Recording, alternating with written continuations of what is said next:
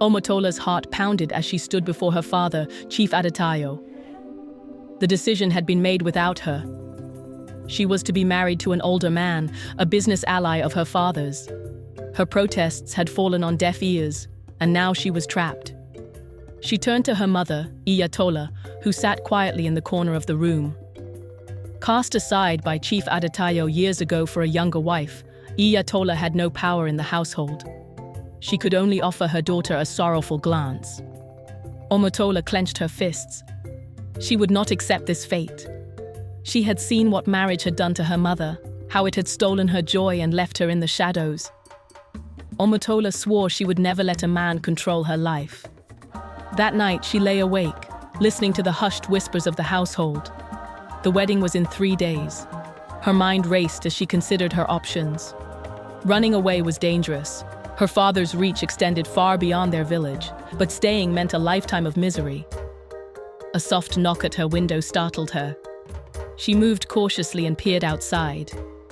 A man stood in the darkness, his face partially hidden. "Who are you?" she whispered. "A friend," he replied. "If you want to escape, come with me." Omotola hesitated. Trusting a stranger was risky, but she had no other choice. Taking a deep breath, she climbed out of the window and followed him into the night. They ran through the forest, branches scratching at her skin, the cool night air biting at her face. The man moved swiftly, guiding her along hidden paths. After what felt like hours, they stopped by a river. Omotola bent over, gasping for breath. "Who are you?" she asked again. "My name is Adeolu," he said. "I heard about your plight. I couldn't stand by and do nothing." Omotola studied him. He was young, perhaps only a few years older than her. His eyes held no malice, only determination. Still, she couldn't afford to trust him yet. "Where are we going?" she asked. "To a village where your father's influence does not reach," he said. "There you can be free." Freedom. The word felt foreign on her tongue. She had never truly known it. As they continued their journey, Omotola remained wary. Adeolu was kind, but kindness could be a mask. She had learned that from watching her father deceive his wives. Days passed, and they traveled deeper into unfamiliar territory. Along the way, Adeolu taught her how to hide her tracks, how to move unnoticed. One evening, as they rested beneath a large tree, Omotola asked, "Why are you helping me?" Adeolu hesitated before answering. "Because I know what it means to have choices taken from you. No one should live in chains." Omotola said nothing, but for the first time she wondered if she had misjudged him. After a week of travel, they arrived at the village. It was smaller than her father's, but there was a warmth in the air, a sense of belonging she had never felt before. The people welcomed her, though some regarded her with curiosity. Adeolu introduced her to the village elders, who listened to her story with solemn faces. "You may stay," one elder said, "but you must contribute to the village. Everyone works here." Omotola nodded. She was willing to earn her place. Days turned into weeks, and Omotola found herself settling into the village life. She helped with farming, learned to weave baskets, and even began teaching the village children how to read. She often saw Adeolu training with the warriors. He was strong and skilled, but he never boasted. He treated everyone with respect, and the villagers looked up to him. One evening, he found her by the river, skipping stones across the water. "You've changed," he observed. Omotola smirked. "I had no choice." He sat beside her. "Do you ever think about going back?" She shook her head.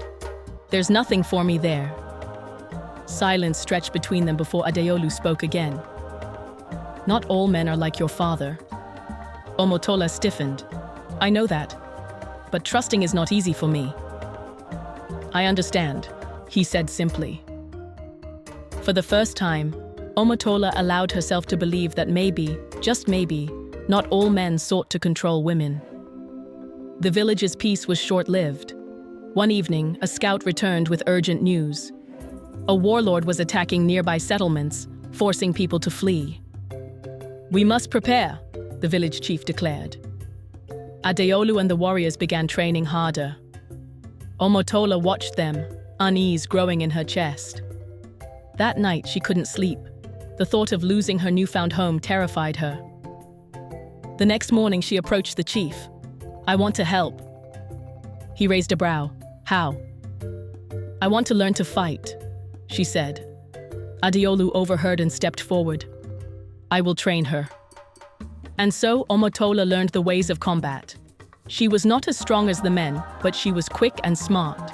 Adeolu taught her to use a spear, to defend herself without relying on brute force. As days turned into weeks, Omotola grew stronger. The village began to see her not as an outsider, but as one of them. Then the attack came. The warlord's men stormed the village at dawn. The air filled with the clash of metal, the cries of the wounded. Omotola fought alongside the warriors, her heart pounding with fear and determination. She saw Adeolu battling fiercely, protecting those who could not fight. She knew then, he was nothing like her father. By nightfall, the village had won, but at great cost. Many had fallen. The village mourned, but they also rebuilt. One evening, as Omotola sat by the fire, Adeolu approached her. "You fought well," he said. She looked up at him. "I was afraid." "Courage isn't the absence of fear," he said. "It's fighting despite it." Omotola realized then that she had found not just freedom, but purpose. As the village healed, Omotola and Adeolu grew closer. He never pushed, never demanded anything from her. One evening, he took her hands in his. "Stay with me," he said. "Not because you have to, but because you want to." Omotola's heart pounded. She had sworn never to trust a man.